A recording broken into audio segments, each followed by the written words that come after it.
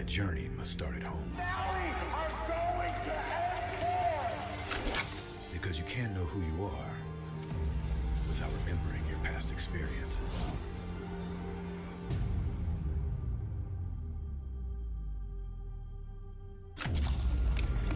Basic is returning to Asia for his redemption. The BTK trio wants to prove M3 wasn't just a fluke, and Hoon looking to win back his fans. I got basically kicked, but they still call me traitor for, I don't know, for pursuing my dream. I thought living that comfort zone and then try new things was a better way for me to pursue the win. We're coming and we're gonna compete. We're gonna put a fight, that's for sure. I'm coming for you, M4. This is what we have all been waiting for. You push us, we push you back. You respect us, we respect you back. You doubt us, we will bleed to prove you wrong. Everything on the line right here, right now.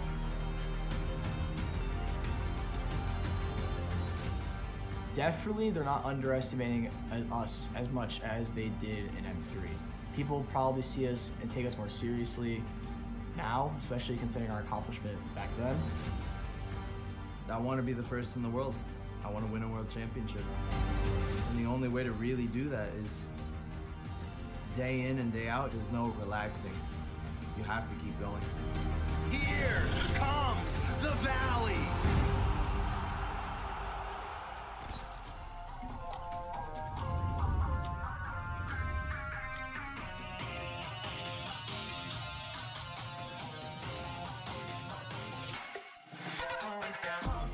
It's my time, I'm a ball. I'ma get this money right. I'm gonna live my best life. They been talking, tell me on me, but you know they'll never win. I'm controlling all my victories, and something that's gotta give. Cause this is just what I made it now, made it now. You can't ever break us down, break us down. I'll be speechless for the stars. Promise I'll be what they not, and I'll never ever stop. Won't never stop, yeah. Touch your sky, you're a man of silver and gold. Touch your sky, you're the greatest option now. You and I can make it out of the cold. Hang tight, we gonna reach for the greatness. We will always rise, we will never fall. Fighting our eyes on being strong. Even though we know our backs against the wall. Can you take your aim? You know that this is. I've been down, been waiting so long. I'm here for the crown, I'm here to show off. Greatness time, just waiting to show y'all. This is your time to remember. So many times, I lie in the basement waiting for greatness. No, I won't listen to anyone hating on me and telling me I wouldn't make it. Cause I did everything that they said I couldn't. Caught my footing and I kept the controls. I stand for something, I ain't running now. I'm the greatest now, I just wanna make it proud. Don't let me down, don't let it all. I've been on the road, accomplished all of my goals, and I ain't gonna let you down. Touch your sky, you're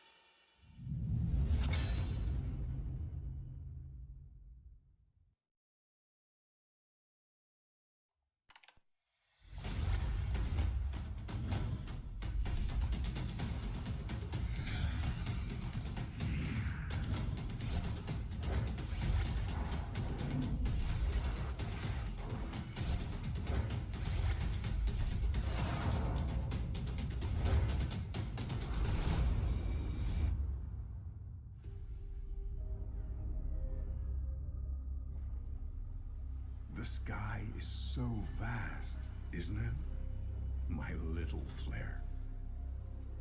Papa? Can you reach the sky and ignite the stars?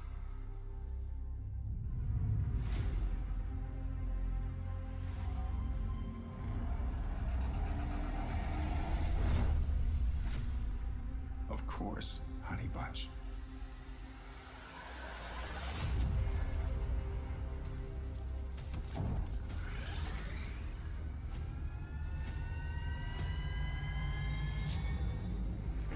Papa never returned home.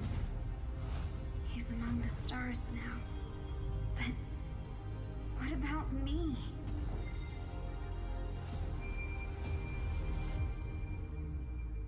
Have faith, little flare.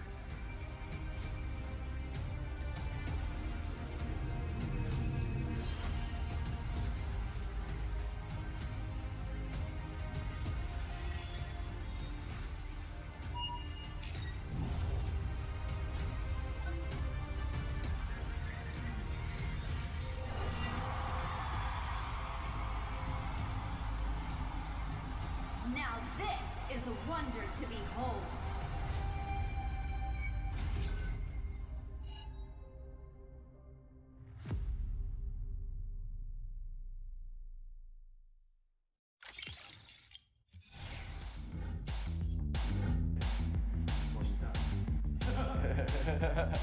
Time. Oh, it's time to make the most of the moment. I'm Hoon, I'm milling for the valley, and I'm ready.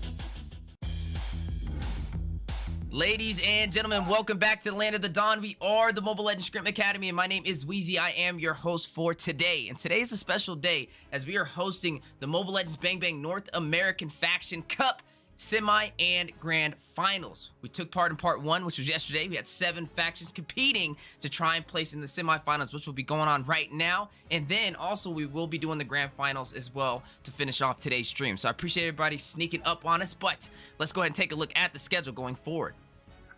Today's schedule, we do have match 1 at Agelta Drylands going up against Vonetis Islands in a best of 1. After that, we will be seeing match 2 against Special Faction versus Cadia Riverlands in a best of 1 as well. This will be the semifinals. The winners of both of these matches will prevail on to the grand finals for match 3, and only one will prevail as the champion in the best faction for North America. Currently, both teams are inside of the Land of the Dawn, drafting it up and getting ready for a game plan to take their game on to the grand finals. So, first on the list, we got Vonetis Island against Agelta Drylands. We have 2 amazing casters on the desk to lead the way into the Land of the Dawn. We have on the play-by-play, Coach Deku, do you even breathe? Joined by the on-point analyst going by the name of Eunice, and also one of those high elo players inside of the Land of Dawn already. How you guys doing today? I'm doing great, Wheezy. Looking forward to this. And tonight, man, it's the semifinals. But not only that, the grand finals. And we're going to get it all done and wrapped up tonight on this stream. And I can't wait to get into it. But enough of me. Eunice, what are you looking forward to tonight? I don't know. I'm about to see a lot of good plays coming up in the Land of the Dawn, but let's get straight into drafting here. So I do see 1-1 Joy and Valentina banned, common bans here in the Land of the Dawn, as long with that Yves, Carrie, and Haya. Now, Haya's been pretty abused in rank right now in the current NA side of ML, so definitely a good ban. But speaking of bans, I do see a glue slotted in, but in response, I do see a Faramis. Now, Faramis is a glue counter. Depending on how this Faramis plays will determine if glue can get countered or not, honestly, because if Faramis is not building damage, the proc with his second skill into the split from the glue is not going to completely secure that damage. So we're definitely going to have to see how this plays out. But speaking of play out, I see a Beatrix locked in and a Cadia, and I do see a Estes locked in with a Dyrroth. Now, Estes has been pretty meta.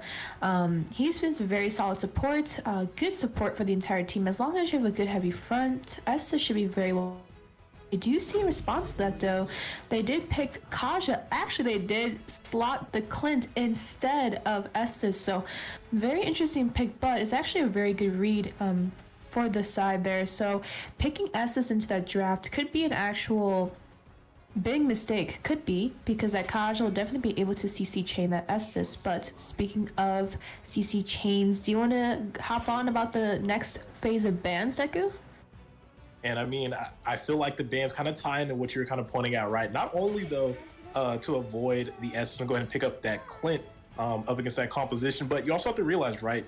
The opposing side did already have the Beatrix locked in, and 1-1 already being taken out as long side carry there. You could could have expected some marksman bans to be pulled out from the side of Vonetis Island here, but now that they have locked in the marksman, now they have focused in on that roam that they were showing, and there goes the Estes, right, that they were hovering over. So a little bit of a trade, right? They either were going to secure that marksman and avoid those bans, or go ahead and lock in that Estes and deal with the bans towards the gold lane. So hopefully it worked out for them, right? I'm hoping that maybe the read on the draft kind of plays into their favor, but speaking of things in their favor, the sustainability is there, but from both sides right now, some good front and some good utility as they are moving into those picks for the second phase of the draft.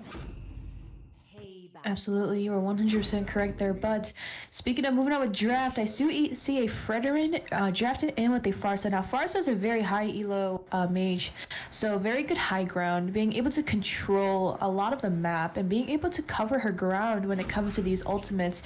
And speaking of ultimates, I do see an Atlas picked up, and it will force that Farsa on that Piri. So lots of CC coming in though, but both sides do have good sustain, good fronts, good CCs, good ground control actually with that Barats, and we already know Barats, the longer the game goes, the harder it is to kill him, so definitely need to be a fast movement paced game, so we'll definitely have to see. But I'm going to pass it over to you again, Deku. If you had to look at this draft and you had to pick just one side that will step into Land of Dawn and possibly take this trophy tonight, which side are you favoring? I'm gonna have to go with the island, right? I mean, you're gonna have Glue on an island out there, potentially in the XP, and he's been so difficult to deal with, right? Right on par with potentially Carry in the M series that we've seen. Both of those picks were very difficult to work around and kind of fight back against. And I feel like letting it through for free into the XP is a lot to handle. I do see though that they did pick up the Dyroff. To face off against it, I've heard here and there it might be decent into the glue, but that's yet to be seen. But even without that, things like Fredrin, the Cadia, right, even the Farsa and the Beatrix, very consistent picks all across the board for Vonetis Island. I feel like that's just a lot of options in their hand that Drylands is gonna have to find a way to overcome. So without a doubt, I'm gonna have to give it over to the side of Vonetis Islands. Very good, very good. But before we do that, let's speak a little bit about these lanes here and the lineups here. So I do see a Beatrix lane against a Clint. We already know that Clint does outpoke Beatrix just a little bit, so Beatrix might have just a little bit of a tough time being able to scale with those minions in the possible early game. I see a fast rotation coming down here, so we're definitely going to have to see. But I see a Glue slotted with the Dyroth, but actually Glue's having a tough time dealing with this Dyroth, being able to not be able to fast clear, and Dyroth's kind of actually pushing up on this Glue for a little bit, so definitely an interesting match. Glue should just prioritize clearing his minions, and not being able to sustain that as well as I expected might be a little bit of an issue for the side of Islands, but we can't underestimate that Glue definitely might be an issue for later on for the side of Drylands as soon as that Glue starts to scale. Speaking about scaling, Deku, we are seeing a little bit of action here in the jungle as Komi is looking to take some real estate in the jungle of Vonetis Islands, overpowering, able to pick up some small creeps. And like you did point out, right, in that top side, kind of pointed out in the draft, it may have been an answer, right? The Dyroff, it has been talked about, and like you pointed out, as the action was going on, as the trades were happening, it is looking like that might really be the case. But speaking of things being the case here, a little bit of engage down on the bot side from the Drylands, looking to stack up the CC here. Daytona's welcome coming out, is going to go ahead and pick up the opponents here, going to slam the Fredrin Bossy into the clutches of the rest of the teams. They do find the first blood, they do find the first kill, but hang on, a flicker stampede from Paramus. They're not done. They're going to claim a double kill. Jin Yoon is on a tear right now. That's Paramus, the monster from Drylands, picking up two, but hang on, fight not over. Drylands looking to claim more. Darth with a flicker. Blueberry with that abysm strike was able to take down the mid laner for Vonetis Islands right now. Beautiful response though from the side of Drylands, being able to fast clear that top lane and being able to rotate. Now setting up and having higher ground on this turtle might just be an advantage for Drylands, but I do see Islands coming in with a response here and being able to kind of pressure their map. But speaking of pressure, We see the Divine Judgment going to the Feather Airstrike. Meeks is going to take down Jin Yoon, but the turtle will fall into the hands of Kokomi on the barrage. The fight not over here. Energy Eruption for Sir Bossy. The stampede right now from both teams. The split has connected. The Fraser Raps doing a lot of damage, but here comes the Tony's Welcome as Cadia is going to go ahead and deny that takedown. Barrage and Blueberry is going to find the Cadia in trade, and Sir Bossy as well will go ahead and return and take out Dyrov. So much action in between the islands and the Drylands. Absolutely. Now, with that being said, though, let's take a look at these items here down below. I do see a little bit of core items picked up, and when I say core items, just for the scaling phase in the first 5 minutes of the game. So I do see BH up that one small item. I do not remember what it's called, but pretty sure she's building that into either Hunter Strike or Heptacy, so we'll definitely have to see. But I don't see any big core items being locked in. I also see just very little core items coming in from the mages, those elegant gems, to be able to help scale with that mana. But Faramis is building that enchanted talisman to be able to sustain with that mana and being able to rotate faster, be able to sustain his mana. But speaking of mana, we are seeing the Feather Airstrike connect right now, trying to find Jin Yoon, but the Cult Ult are going to go ahead and let him prevail and not fall to the bombardment that is Lucas, the mid laner from Vonetis Island. Ooh, but speaking of action here, Mikasa barely able to avoid death with the split, and here comes Cadia for a little bit of assistance. I'm going to go ahead and clear up this lane. They're going to have to be careful, as Drylands has been enforcing their will in the early game. Absolutely. But with that being said, though, Drylands does have a upper priority with early game. So we do have that Clint with that Beatrix and that Faramis being able to outpoke. And mind you, Faramis did pick up 2 kills within the first 5 minutes. So a little bit of a goal upper advantage for the side of Drylands. Being able to get those small pickoffs do mean a lot early game. And to be able to scale with those small items actually means a lot. And speaking of those little items, though, Beatrix having a little bit of a hard time scaling down here. She is currently 0-1 with no assists, no nothing, but she is trying to scale her best down that bot lane, having a little battle with that Clint. And speaking of battle, we're seeing the fatal links right now from Alex. Going to find one member with the Feather Airstrike to return. Colt Alter is going to go ahead and save that, and they will go ahead and take out Cadia. That's a 1-for-0 trade so far. And the side of Drylands and Praisers Wrath not going to do a lot of damage there. Energy Eruption. Here comes Clint to join them in the fight, and Torvu as well. Both gold laners have met their way over to the mid lane, but it seems that the action has went ahead and ceased for now. As the side of the Drylands is going to go ahead and start on this turtle, presumably uncontested, as Blueberry is going to go ahead and zone out here, and that turtle will fall into the hands of Kokomi. Absolutely. Now, the thing is, with these teams, right, they're high elo teams. They're neck and neck right now with pretty much kills. They're only 2 kills behind, but I just wanted you guys to see how they're prioritizing their objectives. Even the neutral objectives might be on the lower end for the side of islands. They are keeping up with their turrets. They're keeping up with rotations. They're able to pressure all lanes equally with equal trades and about equal goal response. But I do see a 2k goal lead right now. Might be a lot for the early phase, but speaking of early phase, I do see Mikasa just got picked off by that Dyroth, and a little bit of a issue now for the side of island with that EXP lane. But I'm pretty sure Mikasa should be able to play safe and be able to take those minions back and be able to scale. But if he doesn't start scaling early game, he might fall off late game, and for that reason might be a big issue, but we can't underestimate. But Drylands does have that Faramis. So Faramis, one good thing about Faramis is, even though early game damage is not too much for that Faramis, the passive, being able to collect all those passives and being able to respawn within a couple of seconds is just absolutely broken. That is a broken mage. But speaking about broken, we are seeing Blueberry able to disconnect from the split, but here comes the Feather Airstrike from Lucas, gonna find the mark and take down the extra laner for Drylands. But the return in the mid lane, Stampede is coming in for Faramis, is gonna pull the Cadia, and that kill will fall to the hands of Kokomi, but not just the kill. The mid lane tower, as Drylands will make the trade go into the favor, but a tower on the top side, tower in the bot side being worked on by the Beatrix. Will the recall come in time? Will be able to escape, but we might see another tower fall again into the hands of Drylands here. Absolutely. Now, with that being said, that it was a kind of a trade. I would say, I wouldn't say too big. I would say, I mean, both teams lost turrets. But speaking of turrets, Deku, Speaking of turf, speaking of big, a big whiff from Atlas is now barraged with the Daytona's welcome. Not going to connect for a stun. Sir Bossy in the fray, though, trying to make something happen. Here comes Blue with a split, looking for Clint in the back line. Colt Alter has been popped, but where is the Clint? You have to protect him. R is in trouble here, but the split will find the other members. Will find Barats here ahead of his turtle. Will they be able to secure the kill? Here comes a Renner empathy shot here from Toru. Maybe taking his time. Is going to send it, but not going to do any damage. Kobe is going to find Cadia here. The flicker is coming in for Beatrix. Will find the shutdown. Toru taking down the Barats here. Paramus trying to disengage here as Mikasa is going to go ahead and force that back. Now the members of Vonetis Island will look to start this turtle.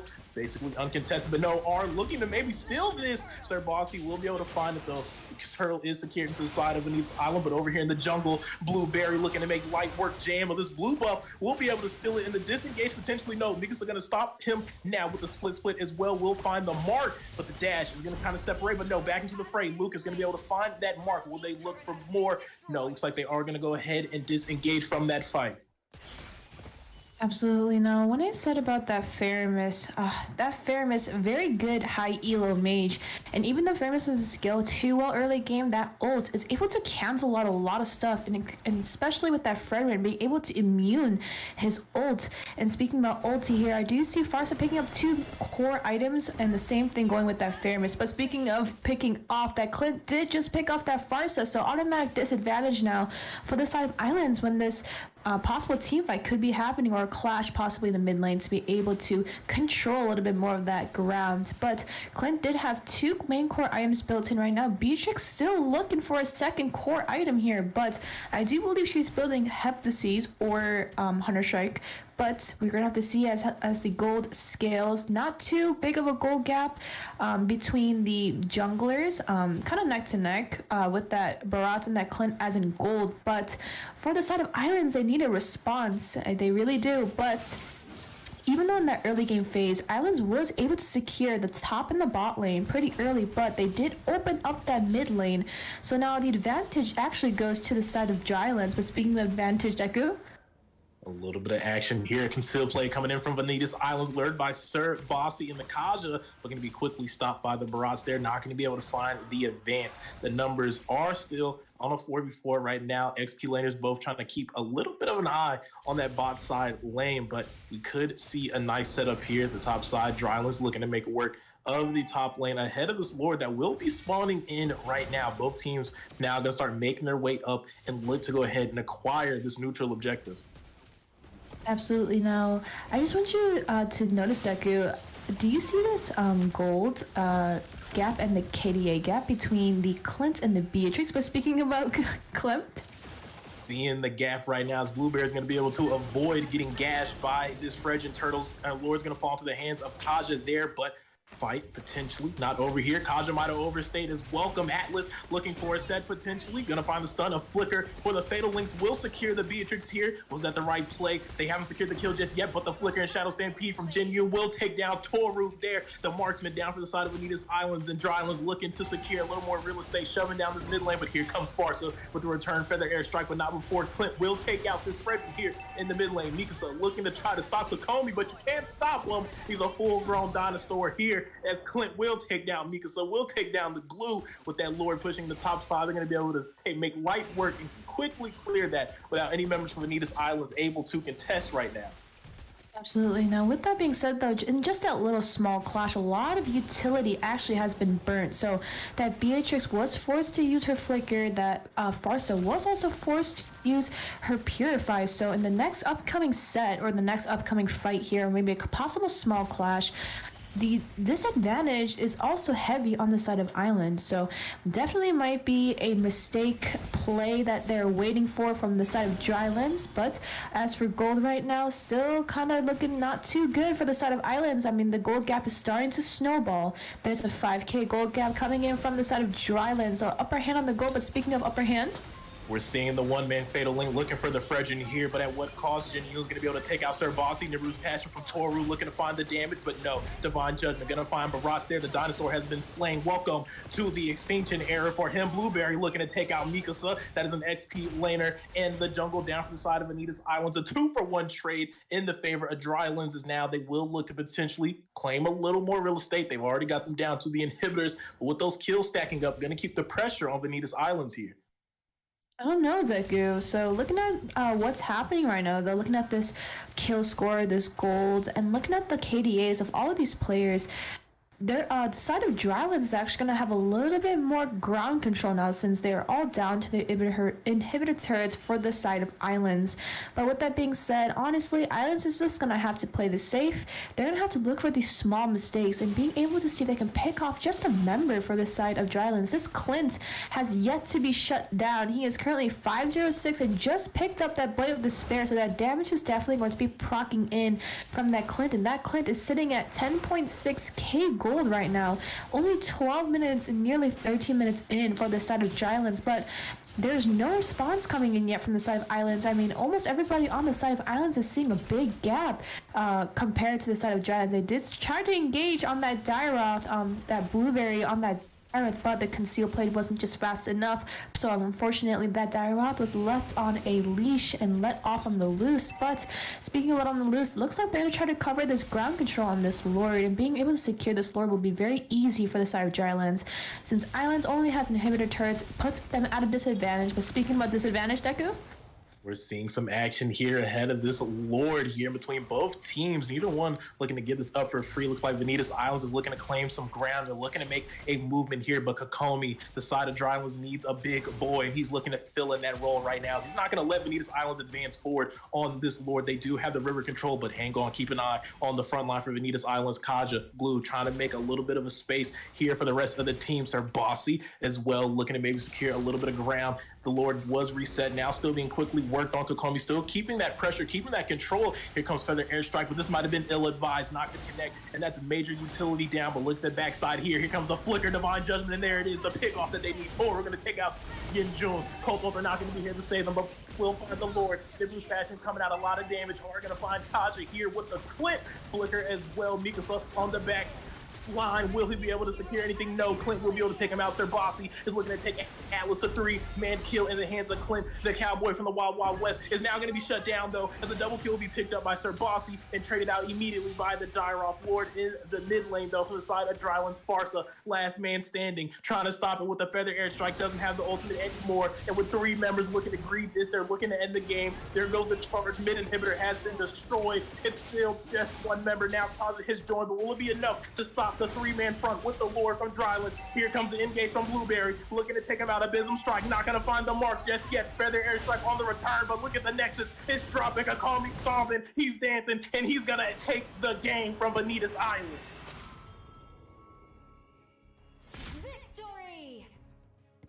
well played by 2 high elo teams here. Very beautiful play. Lots of objective gaming, as you can very much tell from this entire game. So MVP is well deserved into the hands of Clint. Very well played. Wasn't able to get a response though on that Clint for the side of Drylands. So very interesting play. That Clint was able to scale pretty early, and being able to lane against that Beatrix was definitely a big issue. So looking at these items and these stats, I do see Clint coming in with 31% damage. So lots of damage and micro macro coming in from that marksman. But in response to that, I still see Beatrix and that Farsa trying to respond to that Clint for the entire game, but unfortunately fell a little bit short. Jinyan coming in with a 74 team fight participation, so everyone running around the map, which is really good. But on the other hand though, Clint did come in with 79% team fight, so he was also around the map, being able to pick off every single member over there on the side of the blue side. So that Glue, Cadia, Farsa, Friday, and Beatrice was pretty much a one-shot, 1 kill, 1 dead. So good job, guys. Beautiful game, beautiful high elo teams, but congratulations, you guys deserved a crown. Woo, definitely deserving a crown indeed. What a match over there by Agelta. Drylands taking the win over on Vonetis Islands. And that was an intense game, already starting it off nice and heavy to take their place inside of the grand finals. That's right, guys. These teams are competing in the Faction Cup, and only one will prevail. We're doing the semifinals and the grand finals today, and this is hosted by the Mobile Legends Scrim Academy and partnered with the Mobile Legends Bang Bang North American Discord server and North American YouTube. So I appreciate everybody tuning in. My name is Wheezy. I am your host today, and I'll be on some of the casting as well. But man, oh man, what a time to be alive in North America, right? See a lot of people talking about NAMPL, man. You gotta manifest it. Let's do it, man. Let's just hit that pound sign NAMPL and get it going. But speaking about getting it going, looking at the schedule so far, we are currently in the semifinals. Match 1 was Agelta Drylands going up against Vonetis Islands. Agelta Drylands prevailing to move on to the finals, and now we will be moving on to match 2. Special faction up against Cadia, Riverlands in a best of 1. Who will prevail? Definitely don't go nowhere. Grab some popcorn, get some drinks. We'll be right back with you guys for game 2.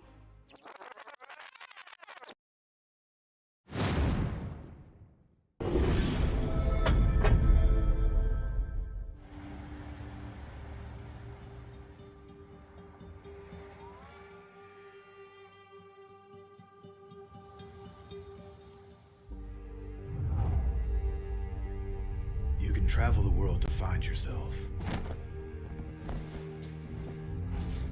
But that journey must start at home. Because you can't know who you are without remembering your past experiences.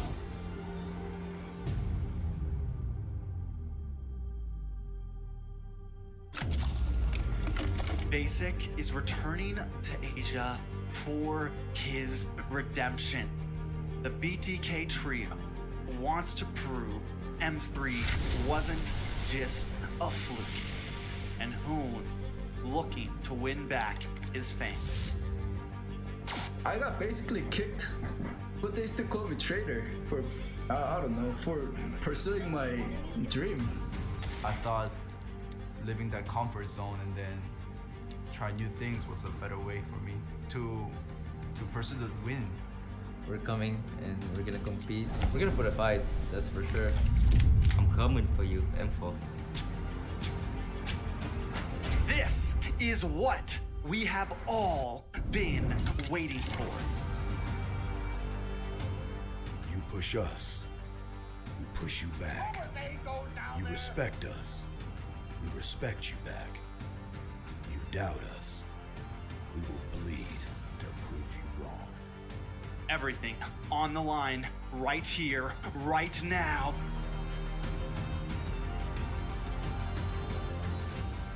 Definitely, they're not underestimating us as much as they did in M3. People probably see us and take us more seriously now, especially considering our accomplishment back then. I want to be the first in the world. I want to win a world championship. And the only way to really do that is day in and day out. There's no relaxing. You have to keep going. Here comes the valley.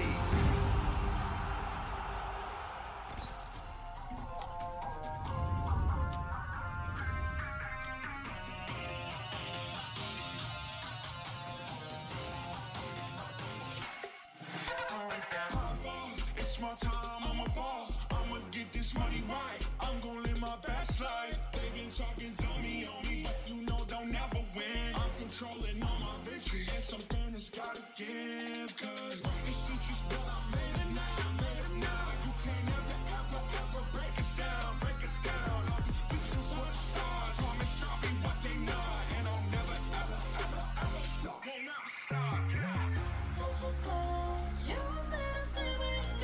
Touch the sky, you're the greatest option now. You and I can make it out of the crowd. Hang tight, we gonna reach for the greatness. We will always rise, we will never fall. Fire in our eyes, and we'll be strong. Even though we know our backs against the wall. Can you take your hand? You know that this is. I've been down, been waiting so long. I'm here for the crown, I'm here to show off. Greatness time, just waiting to show y'all. This is your time to remember. So many times I lie in the basement waiting for greatness. No, I won't listen to anyone hating on me and telling me I wouldn't make it. Cause I did everything that they said I couldn't. Caught my footing and I took the controls. I stand for something, I ain't running now. I'm the greatest now, I just wanna make it proud. Don't let me down, don't let it all fall. I'm on the road, accomplished all of my goals. just go. You're made of silver and gold. Touch your skull. You're the greatest, don't you know? You and I, we can make it out of the gold. Hang tight, we gonna reach for the greatness. We will always rise, we will never fall. We fight in our eyes and we are strong. Even though we know our backs against the wall. And again, pick your aim, you know that this is Coming for the game, cause we ready for the victory.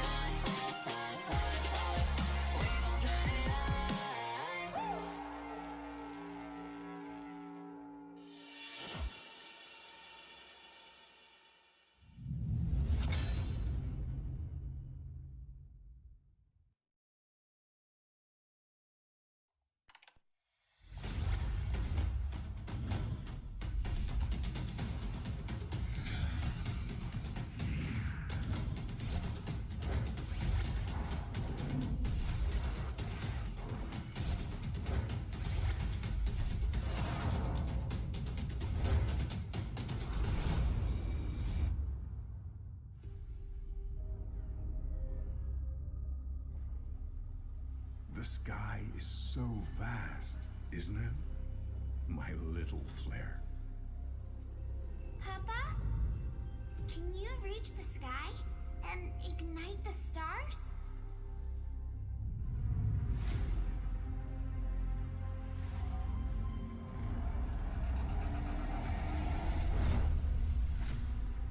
Of course, honey bunch.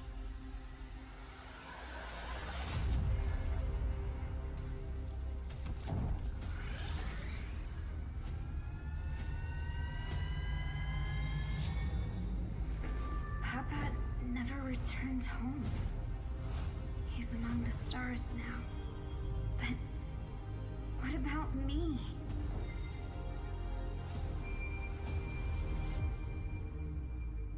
Have faith, little flare.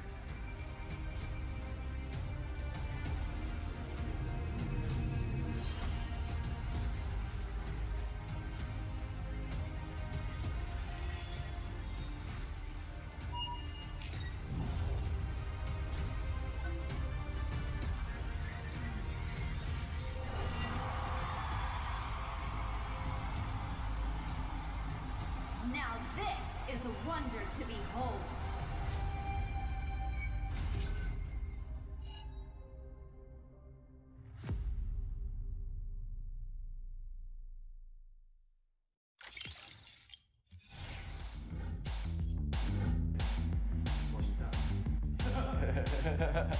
Time.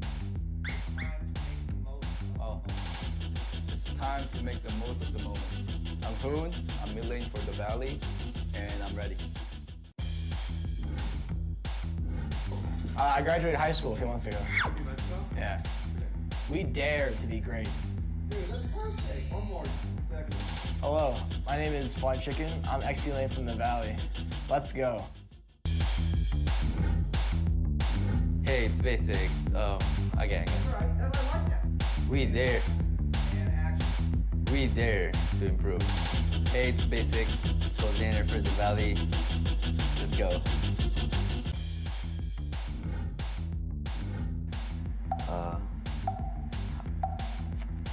Say hi. Three wasn't good enough. There you go. One more time. Three wasn't good enough. One more time. You got a better one again. Hi, I'm Chuck. I'm late son for the Valley. Let's go. You see my chapped lips on the camera? Like here a little bit? Don't disrespect the US of A. One more. Hi, I'm Boba Zane, Jungle for the Valley, and we're ready. I want to fight Yahweh from the Eagle team for Philippines. Definitely RQ. They've done so much for Mobile Legends, and You could tell just by the amount of fans that they have. They've also been so driven. I mean, they've been in Mobile Legends for years and years and years, and they've always been pretty good. They've always, even when they weren't doing as well, even in this MPL, they bounced back in the second half of the season, and I have a lot of respect for them. They've brought a lot for Mobile Legends. And in the Philippines, it probably Blacklist, because they're actually the first team that, even after winning a World Cup, they just stayed driven, stayed focused, and now they're on their way to having a chance of getting their second World Cup win.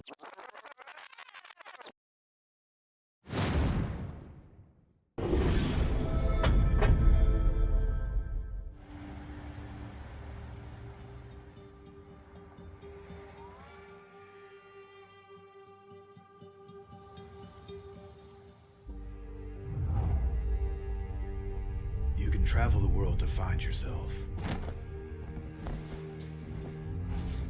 But that journey must start at home. Because you can't know who you are without remembering your past experiences.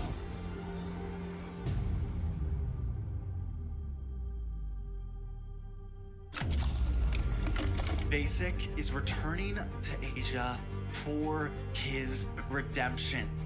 The BTK trio wants to prove M3 wasn't just a fluke, and Hoon looking to win back his fans. I got basically kicked, but they still call me traitor for, I don't know, for pursuing my dream. I thought living that comfort zone and then try new things was a better way for me to pursue the win. We're coming and we're gonna compete. We're gonna put a fight, that's for sure. I'm coming for you, M4. This is what we have all been waiting for. You push us, we push you back. You respect us, we respect you back. You doubt us, we will bleed to prove you wrong. Everything on the line, right here, right now.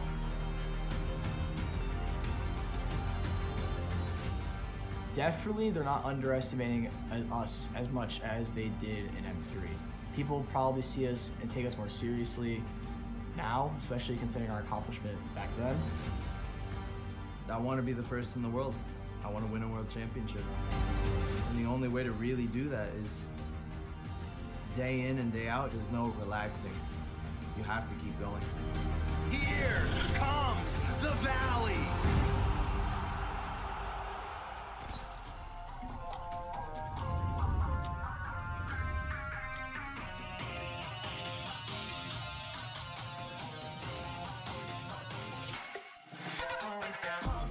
It's my time, I'm a ball. I'ma get this money right. I'm gonna live my best life. They been talking, tell me on me, but you know they'll never win. I'm controlling all my victories, and something that's gotta give. Cause this is just what I made it now, You can't ever break us down, I'll be speechless for the stars. Promise I'll be what they not, and I'll never ever stop. Won't never stop, yeah. Touch the sky, you're a man of silver. Touch the sky, you're the greatest option now. You and I can make it out of the crowd. Hang tight, we gonna reach for the greatness. We will always rise, we will never fall.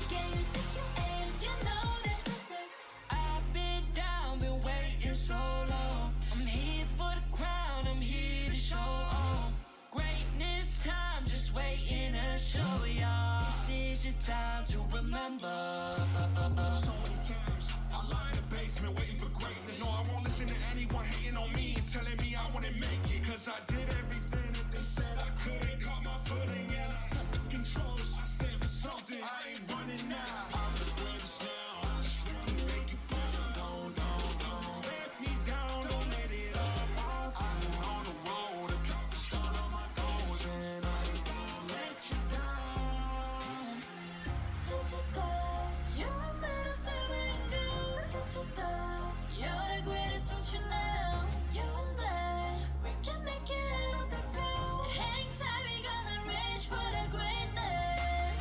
We will always rise, we will never fall. Fire in our eyes and we are strong. Even though we know our backs against the wall. And again, pick your aim, you know that this is Coming for the game, cause we ready for the victory.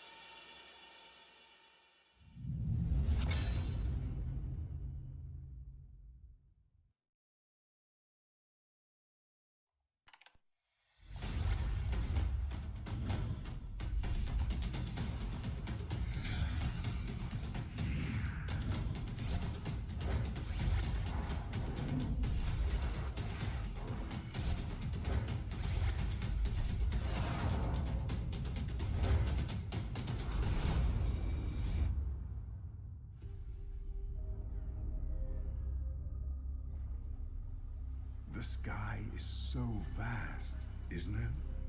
My little flare. Papa? Can you reach the sky and ignite the stars?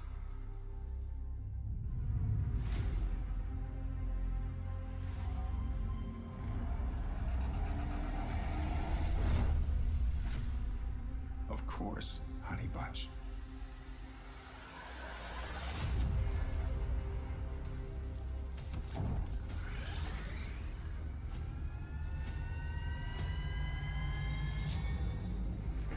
Papa never returned home.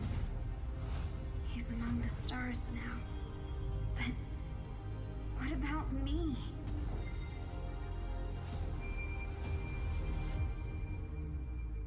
Have faith, little flare.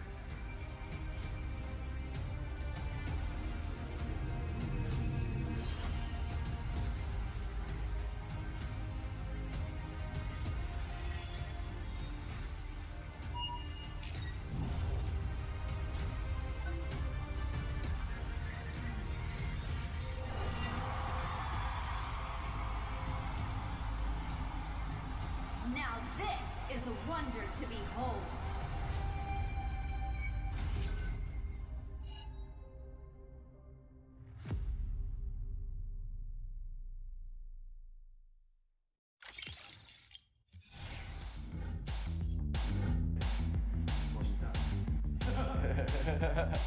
Time.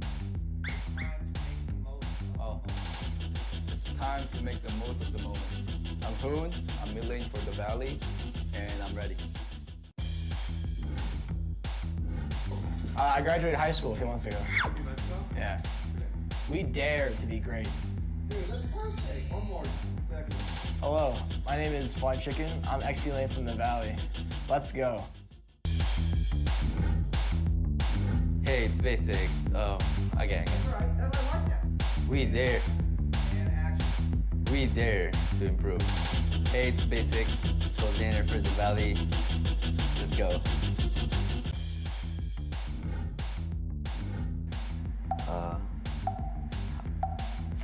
You say hi.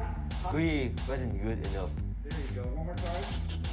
Three wasn't good enough. One more time. You got a better one again. Hi, I'm Chuck. I'm Layton for the Valley. Let's go.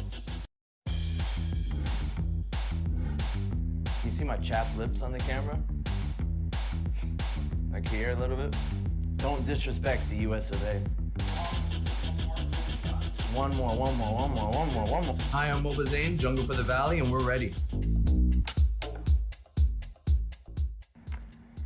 I want to fight Yahweh from the Eagle team from Philippines. Definitely RRQ.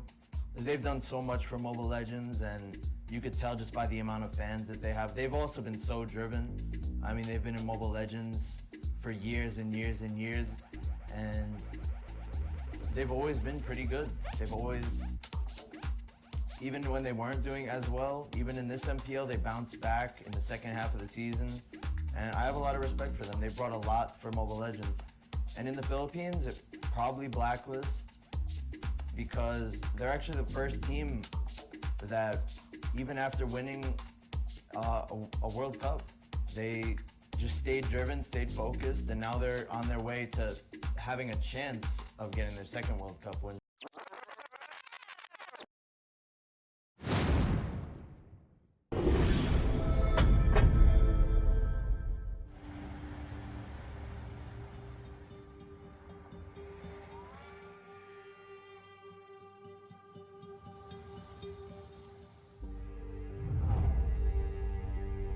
You can travel the world to find yourself. But that journey must start at home. Because you can't know who you are without remembering your past experiences.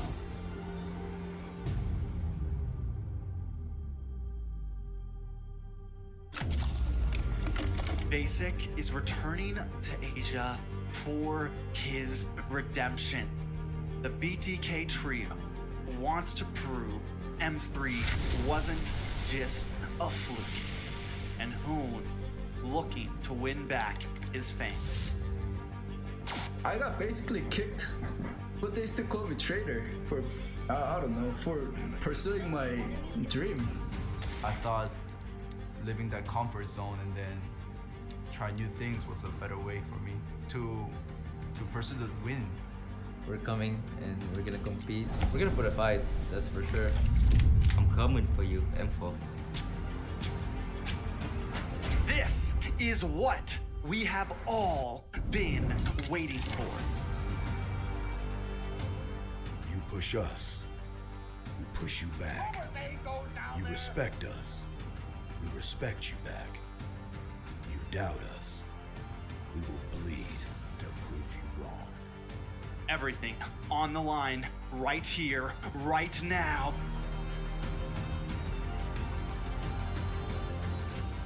Definitely, they're not underestimating us as much as they did in M3. People probably see us and take us more seriously now, especially considering our accomplishment back then.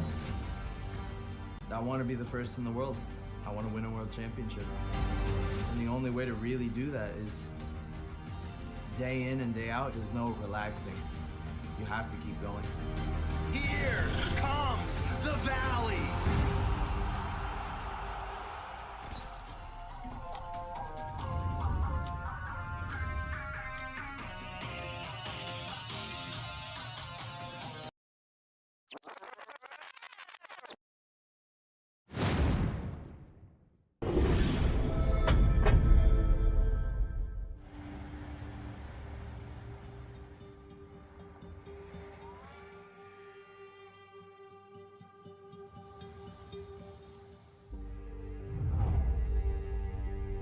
You can travel the world to find yourself.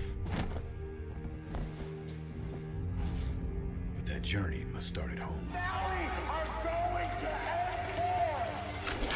Because you can't know who you are without remembering your past experiences.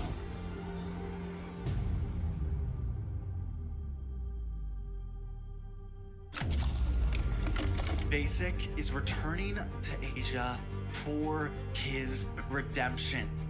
The BTK trio wants to prove M3 wasn't just a fluke, and Hoon looking to win back his fans. I got basically kicked, but they still call me traitor. Ladies and gentlemen, welcome back to the Land of the Dawn. My name is Wheezy, and I am your host. We are the Mobile Legends Scrim Academy, and today is the day. We have an insane event. We are collaborating with the Mobile Legends Bang Bang North America Discord server and the YouTube as well for the Faction Cup in North America. That's right, 7 factions competing to be the best faction in North America. And we are currently on the semifinals, and after this match, we'll be on to the grand finals as well. So, speaking about today, let's take a look at the schedule going forward. Match 1, we've seen Agelta Drylands go up against Vonetis Islands. Agelta Drylands able to take that win and prevail on to the grand finals. And now we are currently on match 2, looking at Special Faction going up against Cadia Riverlands in a best of 1. And then after that, we move on to the finals for today, and it'll be the winner of match 1, which was Agelta Drylands, going up against whoever wins this game. A little bit of a look at the game so far. Special Faction versus Cadia Riverlands. Both teams are in the Land of the Dawn, currently drafting it out. I will be your play-by-play today on the caster's desk, and I am joined by the on-point analyst, Master Rim. How you doing today?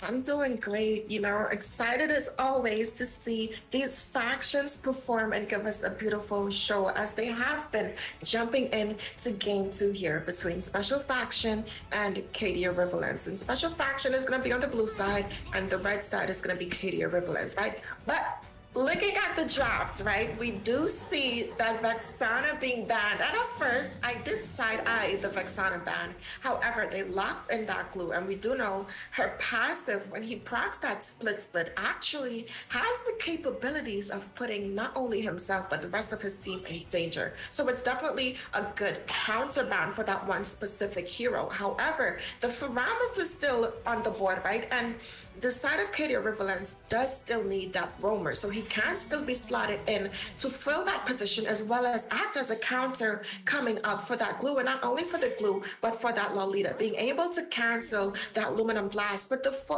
with his first skill that he has there. So he has the CC and the sustainability to not only counter their engage, but also if they get the set successfully, that cold altar is definitely gonna be able to help them sustain the overall fights and possibly shift it back in their favor. But speaking of things being shifted, we're heading into the second phase of the draft. And who are you in favor of so far, Weezy? Well, looking at Special Faction, right, they got a lot of frontline capability. You got that Lolita with the Numenon Blast, able to pop up that shield, negate Brody's torn apart memories, and also his damage. You also are looking at that glue in the XP lane, one of the best XP laners with that tankier composition, that split to kind of grab up somebody, use that slam to secure the kill with an execute. But no, we're going to see a glue with the sprint. Now, this is something that you don't traditionally see, and I'm interested to see it over there from Machu. But right now, one thing Special Faction is lacking is late game presence. So I want to see what they're going to lock in for their mage and their marksman to kind of seal the deal for me. But looking on the opposing side, looking like Wings is going to pick up that Kagura. Not too bad, as you can use that yin-yang overturn to kind of get out of those tricky situations or hide in a bush and get a potential pick-off. It's also good against that Lolita, especially with that Numenon Blast. And Kagura is one of those mages that has the mobility to escape that ultimate. Speaking of escapes, you do have a little bit more versatility and mobility over there provided by Mathilda with that circling eagle and also with those dashes to get your teams out of those tricky situations, especially like we said with that Lolita with that Numenon Blast. And I'm liking the draft so far. They do have that marksman that scales through time, that Brody who kind of revs up and gets faster and faster with that attack speed as the game goes on. And it's not the worst option, but looking at, you know, the blue side, we are looking at Monokuma locking in a possible Beatrix, and there goes Vel into the hands of Cheese. And now this is going to be interesting. Vel, not typically a mage you see too often. And for it to work in this situation, there's a lot of mobility by Wings on this Kagura, so he definitely has to be careful, and placement on his skills is pivotal. But I will say he does have the damage. If he is able to get that knock up and burst down somebody who's caught in that CC chain, it will work. And that's a lot of CC right now. So they definitely have that. They have the damage, and it's a pretty solid draft. But looking at the other side, Paquito locked in as the jungler, has the mobility, has the knockout strike, the jab, the heavy left punch.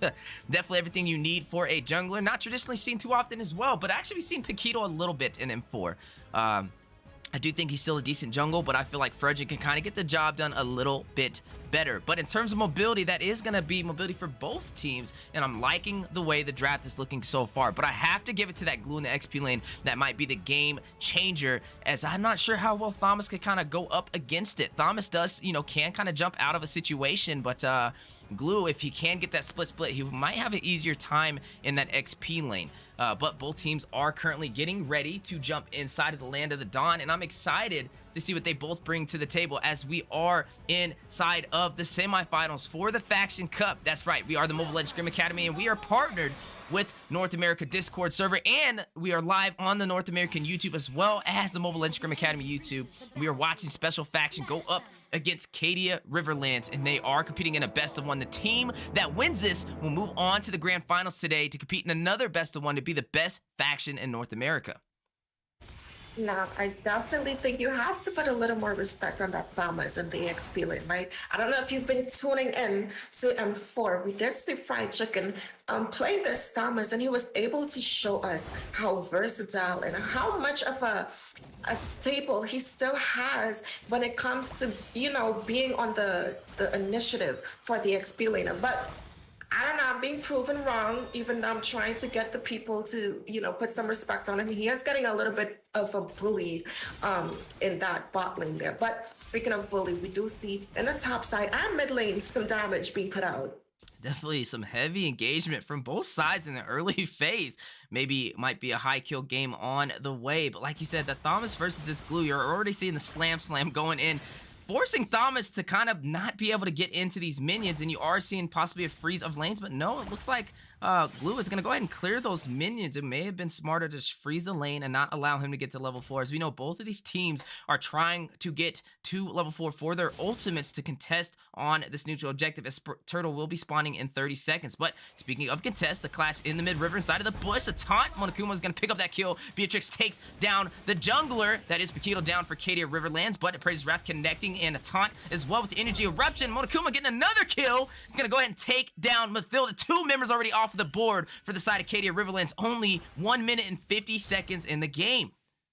And that's definitely going to give them the upper edge when it comes to taking this first neutral objective with the turtle coming in here. And that's what I was afraid of, right? Seeing them slot in that Paquito in the jungle, going into the side of 6 on this Fedron as well as this Lolita, right? They have the CC and they have the answers for someone just diving into their face. Speaking of diving into your face, you do see a possible kill on the way. Split activated, but not able to chase down Mathilda with that mobility. But 6 is going to go ahead and pick up this turtle. That is an objective into the hands of Special Faction. 2 kills on the board and 1 turtle to even out the odds and make them even higher on the scoreboard against Cadia Riverlands for the early game. Now, I'm not really sure what the win conditions for Cadia Riverlands is right now, because I think the side of the Special Faction, their draft is really, really solid, right? And we do see a solid gang coming on here on this Brody. C-Sweet with the Numenon Blast, and Monokuma picking up another kill. Now 3-0-0 on the board. Definitely a marksman on line, and this is going to be scary as we scale into the mid-game, as you have a huge advantage over Brody, who has picked up his first death. No kills on the board, and definitely outscaled in terms of gold. But wait a minute, possible another engagement as a contest on the red buff for the side of Cadia Riverlands. You're seeing C-Sweet rush in, gonna go ahead and get the stun onto Steve. Randers Empathy connecting on to the buff as well, and looks like they are gonna pick it up with the Retribution, and that is Steve already having a hard time in the jungle, which means he will be under farmed. Not to mention their marksman is already being gapped currently inside of the gold lane for the side of Special Faction. And we definitely need to see some answers to that. Oh, but speaking of answers, you do see the first kill on the board. Wings able to take down Cheese with the Yin Yang overturn. That is a kill for Kagra, bursting down Cheese on this Veil. But wait a minute, Circling Eagle connecting into the turret though. And you are seeing C-Sweet pick up the kill. Not the place you want to be, especially when you are the roam for the side of Cadia. Definitely need a little bit better placement, but there goes the split. Vengeance activated. You are seeing the heavy engagement. Praise's Wrath going down at 6, picking up the kill inside of the Cutter Inferno of that, of the XP lane. And down goes Hendrix on that Thomas. But looking at the top side, you are seeing Brody going up against this Beatrix. And like we said, a high kill game is what we were expecting, especially with the over-aggressive style from both of these teams. But it's really more of a one-sided story with Special Faction leading the way 5-1.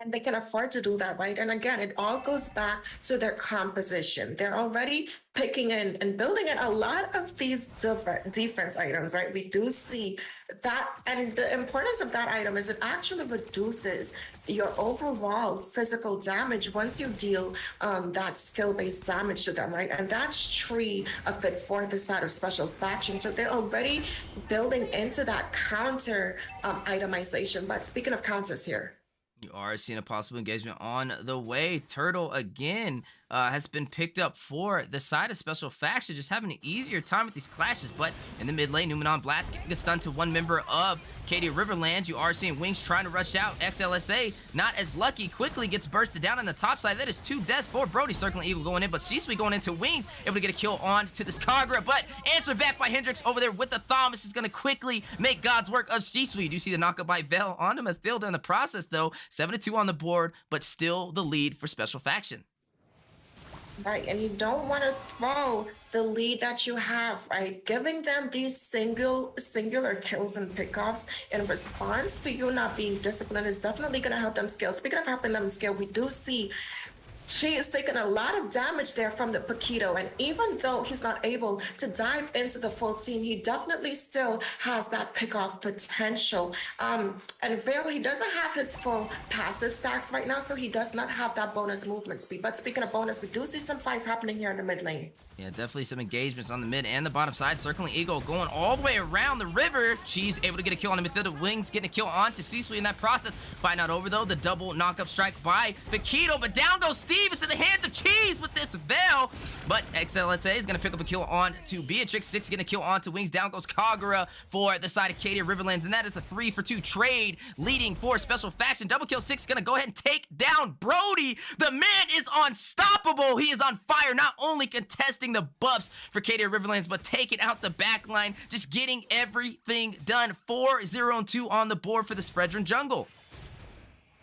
The question is, how is the Special Faction able to get these engages and these sets, right? Looking at the high mobility coming from the side of Cadia Riverlands. So we definitely need to see some understandings with the heroes and your composition, right? We do see like a little, engage here to contest this turtle though. A possible engagement on the way as you are seeing Sisui get a kill onto Steve. 6 picking up the turtle, but down goes Mathilda in that process into the hands of Beatrix. Already 4-1-5. Looks like they are going to go and try and overpressure this turret, and 6 picking up another kill, gets to the back line, takes out Brody. But we are going to take a little bit of a quick pause as it looks like one member is currently still sitting in the base. Not really sure what's going on. A little bit of a technical difficulty, but we will figure it out here momentarily.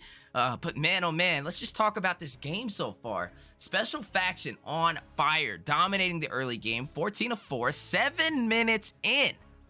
That is not something you traditionally see, especially in a semifinals, and we need to see the side of Cadia Riverlands pick up the pace. Now they are on the back foot, and they need to have a game plan if they want to remain in this series and go on to the grand finals. If they're taken out here in this best of one, that is it. There are no second chances, and right now you are seeing a lot of pressure from Special Faction moving forward. We said the glue was going to be hard to deal with, especially on that Thomas, but we got to give it to the Fredrin jungle. Just having an easier time than Paquito, and then Brody in the top side kind of having a hard time in that lane. Maybe needing to rotate, protect your marksman, get him online, as right now Beatrix is currently on fire.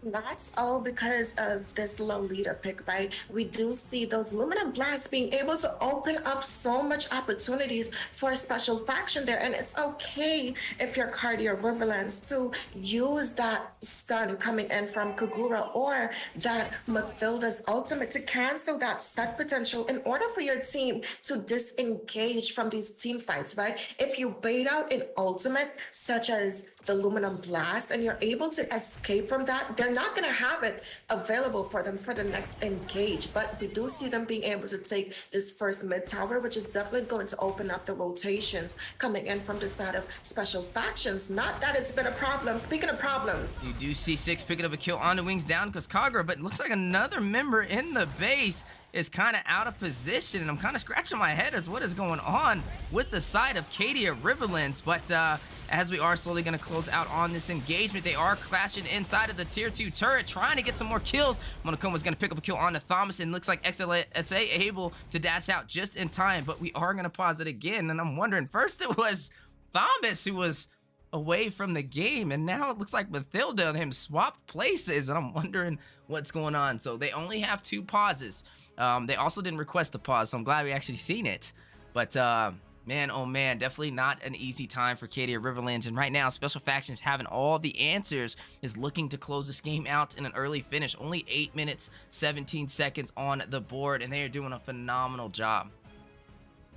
Now, it is a 6K gold lead, right? But they definitely, as long as they're able to play this slowly, they can definitely use the tanky and sustainable composition that Special Faction has to their advantage, because yes, they are able to engage, yes, they have the sustainability, but they have two core damage dealers, and that's the Beatrix and Cheese, right? So if they're able to just scale to get this Brody online, Wings on this Kagura, she's one of those aggressive mages. She can just go in, get the combo in, and be able to dash out, right? So she has the escapability as well. So if they're able to just play in until they can pick up some of these core items, so that burst potential is there, as long as they focus on Cheese and Mono there, they're definitely going to win in these team fights, because looking at their composition, they have the sustainability coming in from the Thamas as well as that Paquito, right? He can build that defense and still slot in some physical damage there. So he definitely can, get the best of both worlds in that sense. And their overall composition is more balanced from in comparison to the side of Special Factions. So as long as they can play into their late game, that's their winning condition right now. And I'm hoping that they get their synergy in check so that they can definitely reach that stage of the game. You and me both, and I'm hoping they figure out their connection issues as well, as they will be at a slight disadvantage until Mathilda gets back in. But looking like they are trying to defend. They still have a couple of they have all of their inhibitors, and they have the tier 2 for the top and bottom side. But a lot of insurance right now for Special Faction, and it looks like they are planning to not waste any time, and they're going for this early finish. We are only 8 minutes in, 17 of 4, already pushing in these turrets down to the inhibitor for the mid lane. This is not the place you want to be for Cadia Riverlands. Already seen the XLSA, or SLA over there on that Brody, kind of down in gold, down in the economy right now. But speaking of economy, engagement on the bottom side, Glue with the split is going to go ahead and connect on to one member. Going to go ahead and try and get the kill, quickly burst it down. That was Mathilda, who was grabbed by that split, and they are not stopping anytime soon. Now XSLA in a bad situation, 2v1. Veil trying to get the kill, is going to go ahead and pick up the double kill, and down goes the marksman for the side of Cadia Riverlands with a 150 KDA. And, just looking at this game so far, you have to play safe now. You can't run out solo. You need to wait for the side of Special Factions to make a mistake if you do want to come back in this game, as any solo pushes right now can be costly and definitely make an early finish for the side of Special Factions. There you go. You do see shutdown. Cheese actually getting taken off the board into the hands of Cadia Riverlands, and now they are getting a little bit of that tempo back. You do see Mathilda is back in the game as well, so maybe this will be the game changer. But speaking of game changers, look at Lord making his way downtown into the mid inhibitor turret.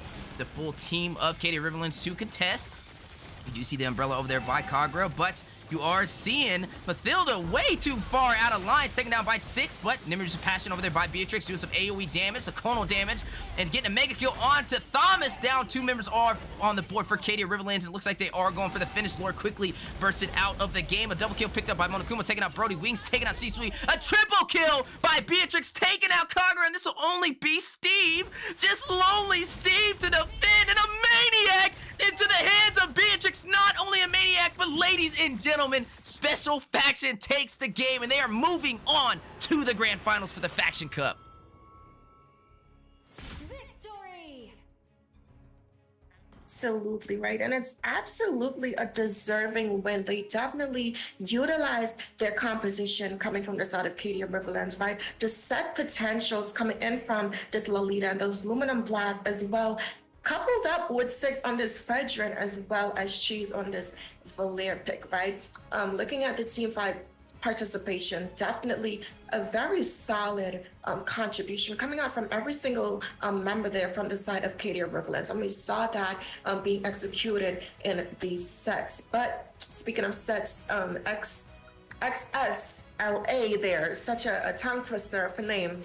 with those letters, having that 100% tower damage, but it was not enough to secure his team the win. Though granted, they did have a little bit of technical difficulties, so it may have not been in their control. But speaking of control, Cadia Riverlands definitely took control, and I'm definitely excited to see how they're going to perform against Agelta in this grand finale. Yeah, definitely a good game, but I think that was a special faction who took that one, and they eat a crazy dub. I want to say maybe a little bit of connection issues. I'm not really sure what was going on there. I don't know, a little bit of pause meta if you ask me, but definitely a good game indeed for special faction. Like you said, they're going up against the Agelta Drylands, and they kind of dominated in their series as well. So I think one thing is for certain, actually not even think, I know one thing is for certain. We have a game on our hands for the grand finals. A little bit of a look at the schedule. We've seen Agelta Drylands dominate over Vonetis Islands in a best of one to move on to the grand finals. And now with match 2, special factions prevails as well, taking out Cadia Riverlands. And now we are finally moving on to the finals, and we've seen both these amazing teams, Agelta Drylands versus special factions, compete in a best of one for the finals to earn the titles the best faction in North America. Don't go nowhere. Grab some popcorn, get some drinks, because ladies and gentlemen, we have a show on the way for the finals.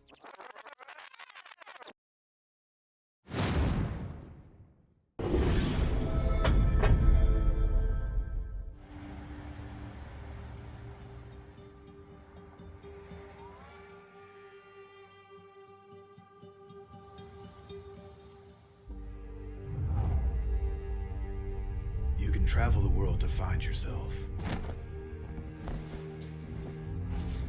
But that journey must start at home. Now we are going to end war! Because you can't know who you are without remembering your past experiences.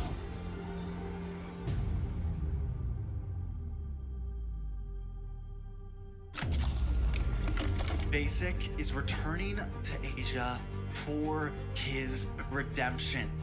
The BTK trio wants to prove M3 wasn't just a fluke, and Hoon looking to win back his fans. I got basically kicked, but they still call me traitor for, I don't know, for pursuing my dream. I thought living that comfort zone and then try new things was a better way for me to pursue the win. We're coming and we're gonna compete. We're gonna put a fight, that's for sure. I'm coming for you, M4. This is what we have all been waiting for. You push us, we push you back. You respect us, we respect you back. You doubt us, we will bleed to prove you wrong. Everything on the line, right here, right now.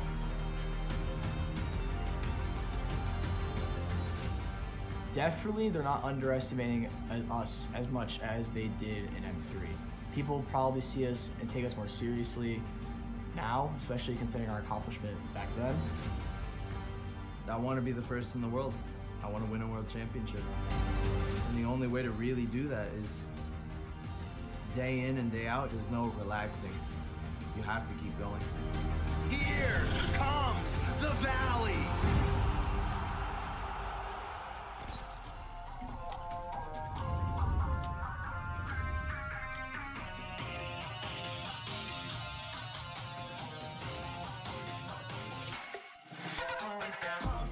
It's my time, I'm a ball. I'ma get this money right. I'm gonna live my best life. They been talking to me on me, but you know they'll never win. I'm controlling all my victories, and something has gotta give. Cause it's just what I made it now, made it now. You can't ever break us down, break us down. I'll be speaking for the stars, want me show me what they know. And I'll never, ever stop. Won't never stop, yeah. Touch the sky, you're made of silver and gold. Touch the sky, you're the greatest option now. You and I can make it out of the cold. Hang tight, we gonna reach for the greatness. We will always rise, we will never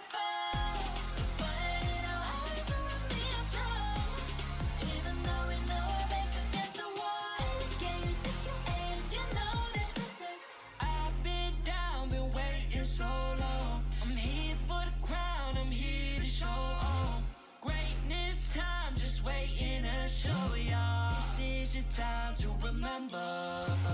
So many times I lie in the basement waiting for greatness. No, I won't listen to anyone hating on me and telling me I wouldn't make it. Cause I did everything that they said I couldn't. Caught my footing and I kept the controls. I stand for something, I ain't running now. I'm the greatest now, I just wanna make you proud. Don't let me down, don't let it all. I'm on the road, accomplished all of my goals, and I ain't gonna let you down. Don't just go. You're a man of severing good. Don't just go. You're the greatest future now. You and I, we can make it out of the cold. Hang tight, we gonna reach for the greatness. We will always rise, we will never fall. The fire in our eyes and we are strong. Even though we know our backs against the wall. And again, pick your aim, you know that this is Coming for the game, cause we ready for the victory.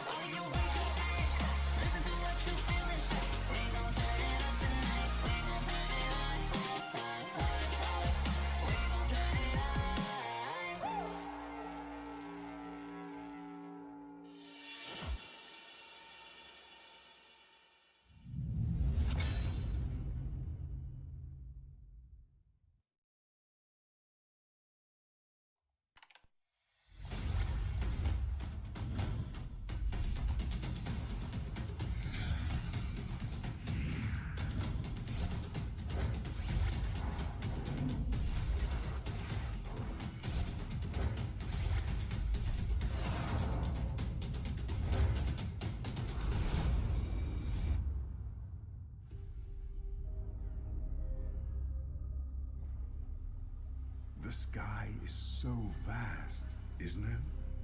My little flare. Papa? Can you reach the sky and ignite the stars?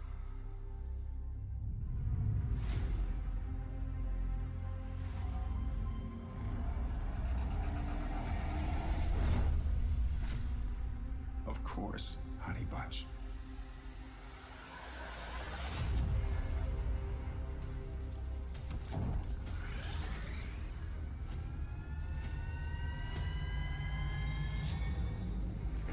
Papa never returned home. He's among the stars now. But what about me?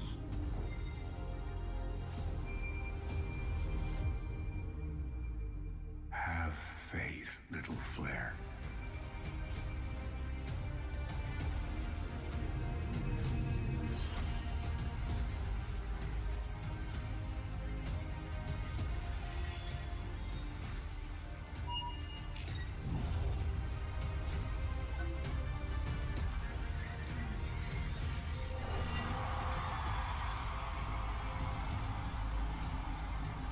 Now this is a wonder to behold.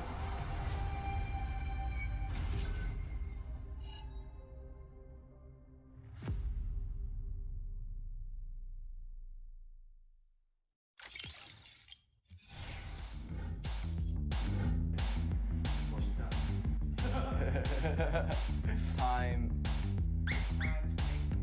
Oh, it's time to make the most of the moment. I'm Hoon, I'm milling for the valley, and I'm ready. I graduated high school a few months ago. Yeah. We dare to be great. Dude, that's perfect. One more second. Hello, my name is Fly Chicken. I'm XP Lane from the Valley. Let's go. Hey, it's basic. Again. That's right. That's I like that. We dare. And action. We dare to improve. Hey, it's basic. Coordinator for the Valley. Let's go.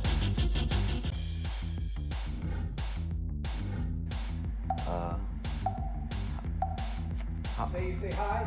Hi. 3 wasn't good enough. There you go. One more time. 3 wasn't good enough. One more time. You got a better one again.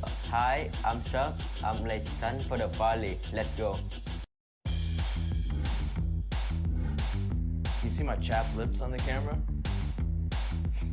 Like here a little bit? Don't disrespect the US of A.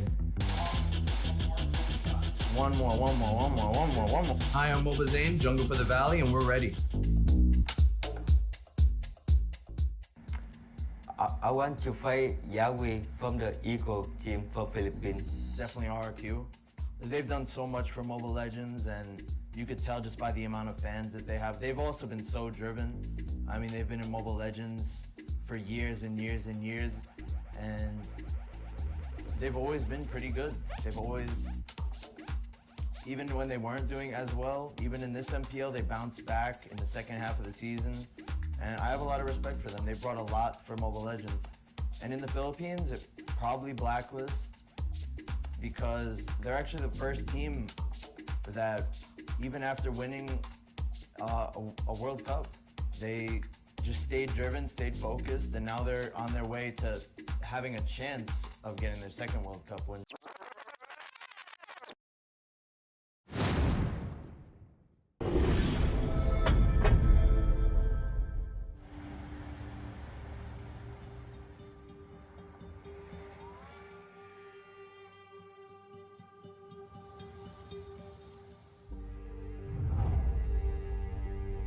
You can travel the world to find yourself. But that journey must start at home. Because you can't know who you are without remembering your past experiences.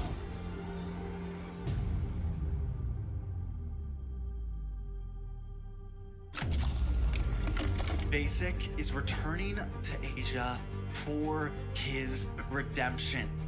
The BTK trio wants to prove M3 wasn't just a fluke, and Hoon looking to win back his fame.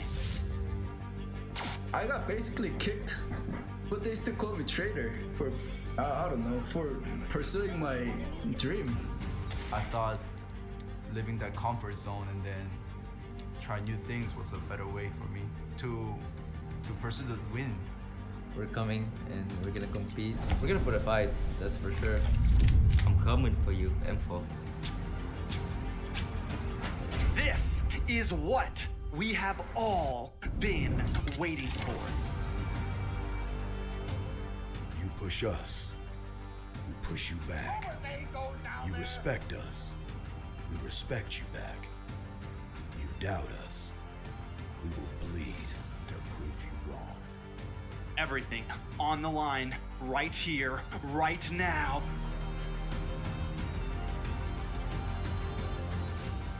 Definitely, they're not underestimating us as much as they did in M3. People probably see us and take us more seriously now, especially considering our accomplishment back then. I want to be the first in the world. I want to win a world championship. And the only way to really do that is day in and day out. There's no relaxing. You have to keep going. Here comes the Valley.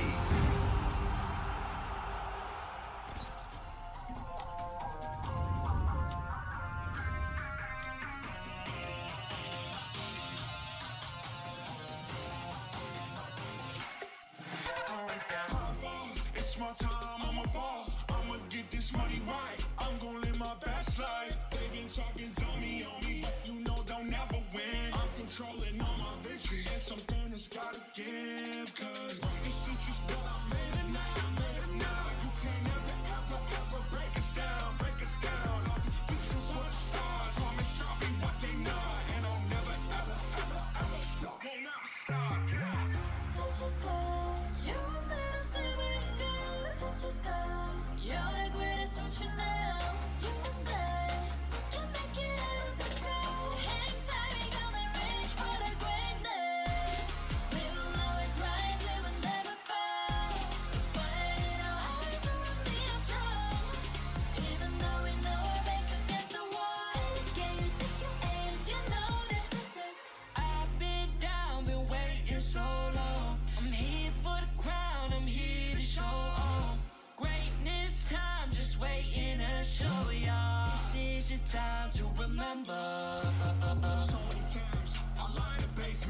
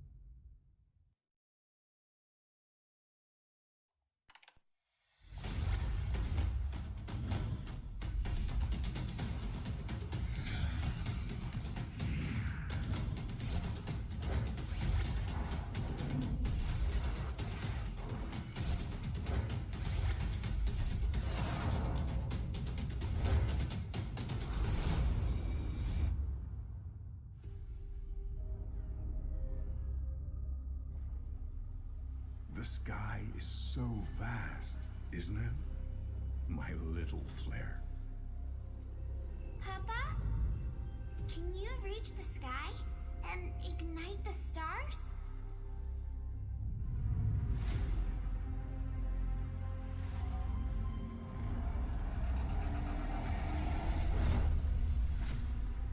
Of course, honey bunch.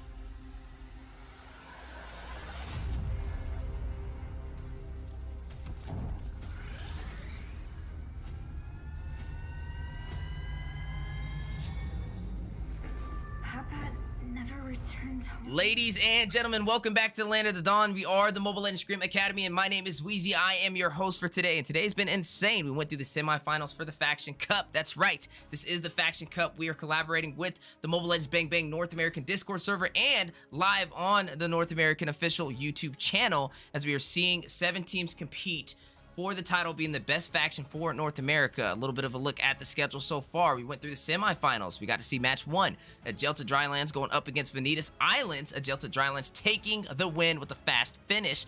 And then for match 2, a similar story. Special faction leading the way, taking down Cadia Riverlands in a best of 1. And now, the match we have all been waiting for. We are on the grand finals. You're watching Agelta Drylands go up against Special Factions in a best of 1 for the title of the best faction in North America.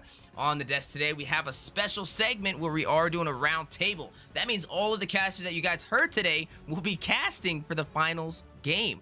We have Coach Deku on the play-by-play along with myself, and we're joined with the on-point analysts, Master Rim and Eunice. Super excited to see what today has in store, but I gotta say, both teams already jumping into the draft, already trying to formulate a plan to be the best faction in North America. So we're gonna jump straight into the draft. We're gonna pass it over to Coach Deku. And I'm excited, right? We finally made it on day 2 after these semifinals concluded. We made it to the grand finals. This is where all the action has led us to, this final match, this final moment in between these 2 teams. But it's not just me, it's not just you, it's not even just these 2 teams. Eunice, go ahead and take it away. Absolutely no.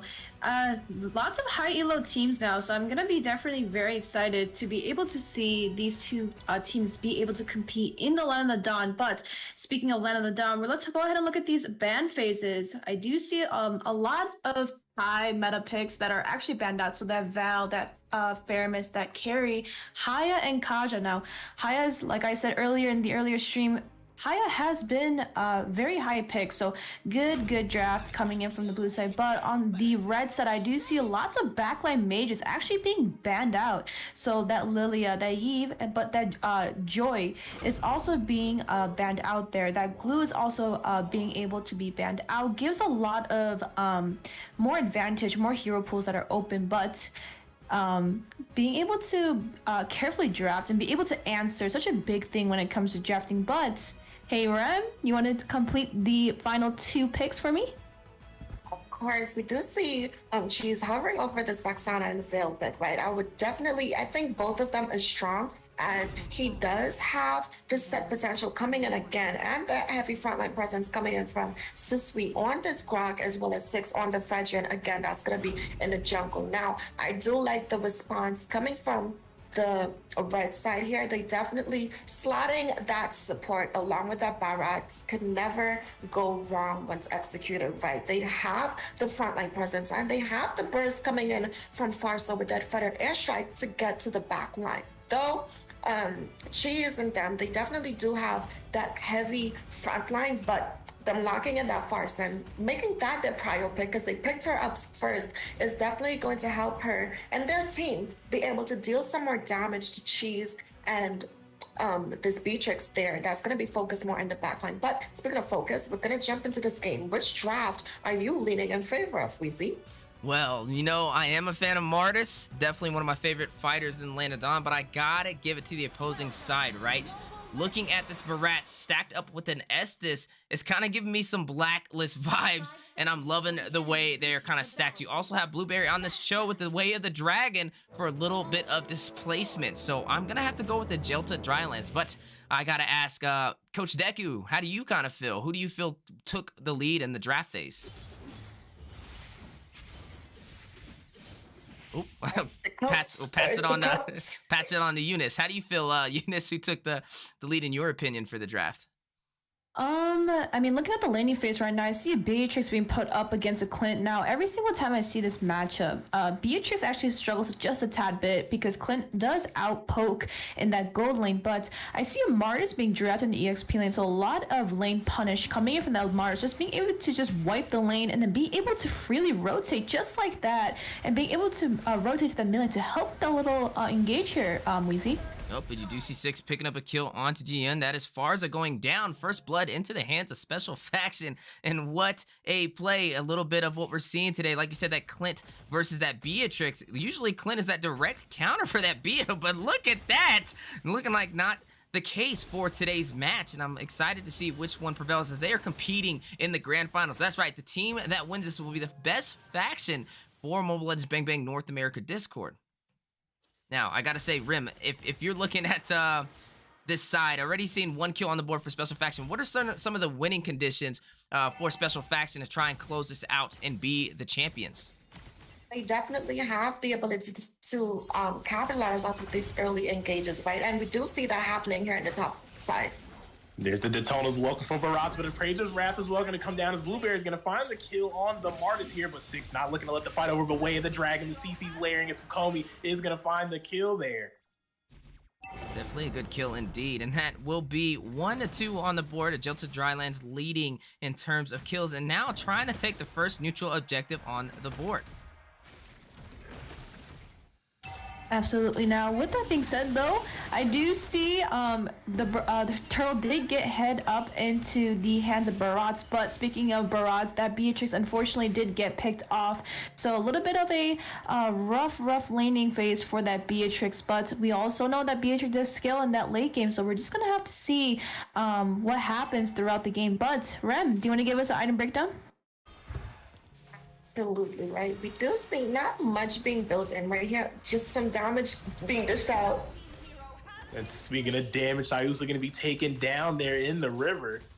Yeah, definitely a lot of kills starting to go on the board. 4 kills for Agelta Drylands, and it looks like a Comey still trying to claim some real estate, taking these creeps in the jungle, but looking in the mid lane, you are seeing a possible engagement in the river. Looks like this Martis going back to the XP lane over there with Blueberry on this choke. But in the bottom side, here we go. Barats going in. Feathered airstrike over there by Farza. Able to hit the mark. Able to slow down Monokuma on this Beatrix. And Estes going to go ahead and provide some slowage as well. But wait a minute. C-Suite caught off guard inside of the bush. Going to use the wild charge for the triple knockup. Then another triple knockup from Vexana and a double kill into the hands of Monokuma. Triple kill taking out Kokomi. Taking out Jin Yun. And also taking down Jan's 3 members out of the game and into the caster's S for the side of Agelta Drylands, into the hands of Special Faction. Absolutely. Now with that triple kill though, that Beatrix does now have the ability to scale. Being able to get that triple kill did give her a good amount of gold. And now that Clint is now sitting at 2-0 as a KDA, but in response to that Beatrix, they pick up a triple kill. Beautiful set by that Vexana, being able to CC those heroes for them to be able to. But speaking of CC, we're seeing a lot of action right now. Feather airstrike, but here comes Martis looking to join into the fight. Wild charge is going to miss the mark. Blueberry will shampoo over the wall here. G Kundu not going to find the knockup. Here comes Barats Kokomi looking to find the fight. All members included. And now we're seeing the Mortal Coils able to disengage. Here comes the Tono's welcome. Not going to be able to find anyone just yet. G Kundu from Blueberry. A lot of skills being used, but no one has fallen just yet. This is a lot of utility, a lot of action in between Special Faction and this Drylands here, but it looks like everyone's gonna be able to disengage ahead of this as we do see a flicker from Farsa also being forced out, and now here comes the gold laner and a feather airstrike from Farsa looking to find the marksman from Special Faction. Not gonna get it done just yet as both teams are gonna make their way over to the turtle here, Weezy. Yeah, it looks like they are gonna try and contest this neutral objective, but Jinya picking up a kill on him. Monokuma, down goes Beatrix. And now we're seeing the action is still unfolding. So Combs is going to pick up the turtle, but here comes Ayusu on the grok, dropping damage too low. Killing spree falls to the hand of Clint.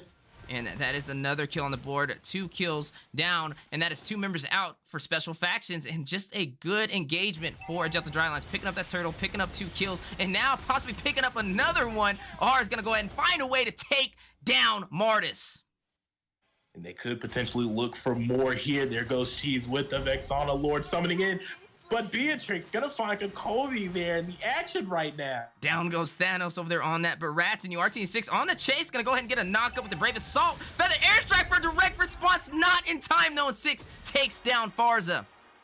But don't count him out just yet. Blueberry's on the hunt, landing the G-Conduit right now on the Grok Concussive Blast, leading to a little more damage. There goes the Way of the Dragon. He will pick up the kill. Man, oh man, a blow for a blow, an eye for an eye. These teams are trading in terms of kills. 6 to 8 on the board. Agelta Drylands leading the way. And man, what do you got to say about these engagements so far, Master Rim? It's definitely some engagements, right? We do see the son of Agelta playing into the mistakes that the special faction is making. And like I was talking about earlier with the win conditions, right? They do have like the early game team comp, and Agelta is more scaling, right? And we do see that with the items. Beatrix already being able to lock in that Blade of Despair, definitely going to help her be able to dish out some more damage. Speaking of damage being dished out, we are seeing the fight right now break out, but here comes 6 looking to stop the Feather airstrike, but look in the midst of the river. Mortal Coils coming out from Martis, Wild Charge as well from the Grok layer on the CC. We're going to see a member drop, and Beatrix will find Estes there. You are seeing Blueberry get a kill onto 6 in that process. 2 members are 1 for 1 on the board so far, and both sides deciding to disengage, but the pressure definitely leaning for Agelta Drylands, trying to take this tier 1 turret for the mid lane. And it's not looking like it's going to be... Looking like it's not going to be over though, as they are going to pull the turtle and make their way onto the mid lane. Are doing a lot of damage with the Clint here, looking to find the kill, but going to be able to disengage. Mid lane tower is going to fall, but there goes the Feather airstrike as well from Farsa. Going to go ahead and get stopped by the Martis, but looks like they're not going to give it up just yet. Grok still looking for a little more, but no, disengage from both sides now. Absolutely, but with that being said though, even though they're taking eye for an eye, bullet for a bullet, they are able to actually be able to exchange those trades and be able to respond to what's going on. But speaking of respond, we are seeing the clash in the jungle here. A lot of damage. Wild Charge are going to find 2 members here, but where's the follow-up? Nibiru's Passion not going to find the mark, but Clint is going to find Grok here. You do see Deton is welcome, unable to connect, but Feather airstrike going down, still not hitting the mark. R over there trying to rush in, use the flicker. He's going to go ahead and get the grenade bombardment onto the Beatrix, and down goes the marksman for the side of special faction. And that's not all that's going down, as they are working on that tier 2 tower in the bot side. We'll be able to go ahead and secure it as a Terrified comes out from Vexana on the Barats. And right now, looks like they might have overstayed their welcome. 6 looking to do a little damage. Energy Eruption with a CC, but here comes March from the back with the Mortal Coils. A good barrier in from Grok. 2 members stuck in between a rock and a hard place right now, but are across the wall doing a lot of damage with that grenade bombardment there with the Clint. But here's the Conceal. Here comes the Wild Charge. 2-man set, but will it lead to anything? At what cost is Kokomi will take out the Grok. Nothing from the side of special faction led off that set there. But Feathered airstrike going in, and you are seeing the engagement continue the way the Dragon connecting on a 6. Can they get the kill? The 4v1 situation, and Clint does pick it up. Down goes 6 over there on this Fredrin. It's looking like faction isn't looking to give up this tower. Mortal Coils in the rocket launcher, but hang on, Blueberry with a flicker G-Kondo. Not gonna be able to find the kill, but there goes the Lord. Does find his way into the fight. The Moonlight Blessing has been called in from Essence for the sustainability. There goes Blueberry with the G-Kondo, and Clint finding the kill on Vexana. Getting a double kill, taking out C-Suite in the process, and everybody hovering around this Estes. And this is the power and the blessing of the Moon Goddess in its finest. A blacklist strat hovering around this Barat's jungle. And this is Thanos with all 5 Infinity Stones, but down goes the Feather airstrike, trying to get a kill. And Monokuma's gonna pick up a kill, taking out Cho into the hands of Beatrix. That's not all. Fight's not over. R with the Clint looking to do a little more damage, but now it's like they're going to go ahead and focus their attention over to this Lord. Miss, tell me, what can faction do to slow this down? I mean, looking at the team fights going on right now, they do have that Silent that Chow, that Blueberry on that Chow, being able to CC entire backline. But hold on, I think there might be a little bit of engagement here. We are seeing the aggro in between Drylands and faction looking to pick up this Lord's low. Kokomi is going to pick that up, but looks like the fight not be over here. Drylands looking for a little bit more. Then this rage coming out from Beatrix, a little bit of CC from 6 trying to slow them down. Quite a blessing being called in from Estes. A little prematurely. There's going to be some sustain taken off the board, a little bit of utility, but hang on to the top side. R looking to lock down. Cheese making them Swiss right now. Definitely making him Swiss and trying to burst him down. Able to is, oh no, he was bursted down, and that is 1 member out for a special faction. That's definitely a good play right now from Agelta Drylands. Looks like they're going for the swift finish. Only 10 minutes on the board, and they have gotten them down to their inhibitor turrets for the side of Special Faction. And man, oh man, just an impressive game indeed. But I gotta say, Master Rim, if you are the side of Special Faction, what would your game plan be to turn the tide around? Definitely focus more on the defense rather than the offense, right? Bait out some skills, bait out some ultimates so you're able to better defend. But speaking of defense here, a big bombardment, a big feather airstrike from Genuine on this far, so almost taking out Beatrix there. But speaking of bombardments, Vexana Lord has been summoned in right now to go up against the Lord from Drylands, but will it be enough? As the side of Drylands is stacking up for this inhibitor on the bot side, but here comes Blueberry. Way the Dragon is going to find the target here. Will they find the kill? No, Clint's going to take out Martis, though. You do see a double kill. It's going to go ahead and take out Vexana in the process.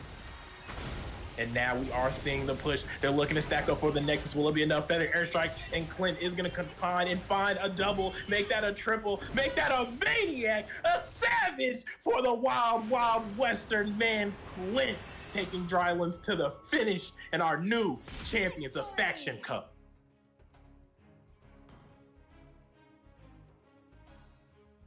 Absolutely. Now, with that, Clint being slotted in with 15-0, well-deserved MVP now. Master Rem, can you break down these stats for me? Nah, it's such a beautiful game coming from the side there. Honestly, is that the first Savage that we've seen in the Faction Cup so far? Definitely a way to end the grand finals, right? But I will say, though, looking at these items, Clint, having such core items. He does have that critical damage coming in as well as the physical penetration. And I don't know if you guys noticed, right? But pre-Lord fight there, Farsa just locked in her lightning truncheon, so she didn't even have her full core items finished, and she was still being able to dish out so much damage. And that's just by the power of the composition, right? Slotting a high ground mage with a marksman like Clint that's able to poke and dish out damage from a distance is definitely going to close that gap, and you're not going to be able to have much of a response for it. And we do see that looking at the statistics here, right? 5% team fight coming out from the Vexana. Cheese on the Vexana. The Lord definitely helped distract them a little bit, but it was not enough, because as we see here, this Estes and this Blacklist comp, and that just goes to show when you understand how to draft and which heroes work well together, you're able to execute and have such breathtaking sets and outplays and potentials overall, right? So beautiful game there coming out from the side of the Special Faction. Definitely a good game indeed. And Agelta Drylands able to kind of prevail there. And that was an interesting game indeed. I gotta say, to see R pick up that Savage, man, who would have expected that to close it out for the grand finals? That is an explosive finish into the hands of Clint, and definitely an amazing game, and also some amazing casters. Special shout out to everybody that kind of took part in this event. For those who don't know, we are the Mobile Legends Scrim Academy. That was Coach Deku on the play-by-play. That was Master Rim on the on-point analyst, and also Eunice as well, and then myself on the play-by-play, and also the host for production. And it's been a pleasure, guys. The whole purpose of this was for these teams to compete, 7 factions to claim the title, the best faction in North America. And I'm excited to say an excellent game by Agelta Drylands to prevail. So that is going to close it out today, guys. Hopefully you had an amazing journey with us inside of the Land of the Dawn, and definitely more future events to come. So don't go nowhere, as this is just one of many collaborations with the Mobile Legends Scrim Academy and the Mobile Legends Bang Bang North America Discord server, and also more to come on content for the Mobile Legends North American YouTube channel as well. So guys, it's been a pleasure. My name has been Wheezy, and I've had an exciting time inside of the Land of the Dawn with you guys today, and I hope to see you guys in the future. Now, speaking of the future, the show doesn't stop here. Definitely check us out, the Mobile Legends Scrim Academy, on our YouTube channel, as well as we host events like this all the time in Europe, North America, Philippines, you name it, it's there, and we'll continue to do so. And outside of that, we're also helping teams in North America get ready for NAMPL. So if there's any casters out there that want to practice, definitely reach out to us, as we offer all types of things to get you guys on board and grow the North American community, as that is our whole purpose to do this, is to kind of get everybody together, work as a team, and get NAMPL. So definitely spam that in the comments, # NAMPLs. That's what we need, and everybody actively working on it together is the way to get it. So it's been a pleasure, guys. Thanks so much for spending your time with us today. Shout out to MLBB NA Discord and the YouTube channel for letting us host this amazing event. As always, it's been a pleasure. Take care of yourself. Take care of each other.